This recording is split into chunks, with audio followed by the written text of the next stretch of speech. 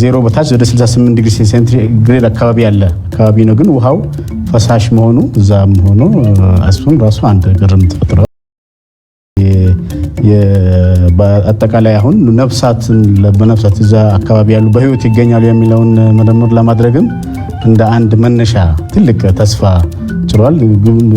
ምርምሩ በከፍተኛ ሁኔታ እንደሚካሄድ ነው። ወደፊትም ሰዎችም ሆኑ ሌሎች እዛ ለመስፈር የሚደረገውንም ጥረት ከወዲሁ የሚያግዝ ነው ተብሏል።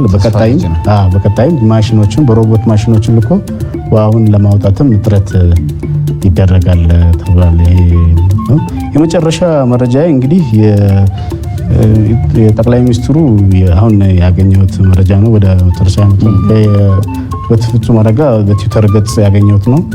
ዩናይትድ አረብ ኤሚሬትስ ለ50 ኢትዮጵያውያን ስኮላርሺፕ መስጠቷ ይሄ በወርቅ ሜዳሊያ የተሸለሙ ሰሞኑን ስብሰባ ሲደረግ ከፕሬዚዳንቱም ጋር ጠቅላይ ሚኒስትሩም ጋር ከተወካዮች ምክር ቤት ጋር እነዚህ ወርቅ ሜዳሊያ ማዕረግ የተመረቁ ተማሪዎች 50 ተማሪዎች የስኮላርሺፕም ለመስጠት መስጠቷን የሚያመለክት መረጃ ነው። አሁን ለብሬኪንግ ነው። ይሄኛውም ጥሩ መረጃ ነው።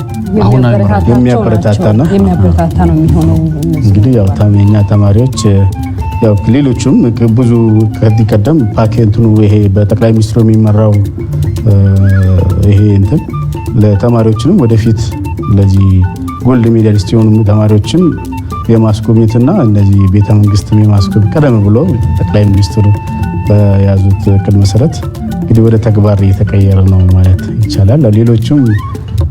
ከሌሎችም አካባቢ ሊገኝ ይችላል የሚል ተስፋ አለ። ይህን ይመስላል የዛሬ ሞቢላይዝ በጣም አድርገን ነው የምናመሰግነው።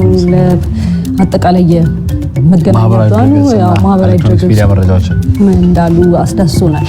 ተመልካቾቻችን ከማለዳው 1 ሰዓት እስካሁን ድረስ ከረፋድ 3 ሰዓት ድረስ ከእናንተ ጋር በጤና ይስጥልን ኢትዮጵያችን በርካታ ጉዳዮችን እየዳሰስን ቆይታ አድርገን ነበረ። አሁን መሰነባበቻ ሰዓታችን ላይ ደርሰናል። አንተነህ ደግፌና ሮዛ መኮንን ከመላው የስቱዲዮ ባለሙያዎች ጭምር ስናስተናግዳችሁ ቆይተናል። ደስ የሚል ቀን እንዲሆንላችሁ እንመኛለን። ጤና ይስጥልኝ።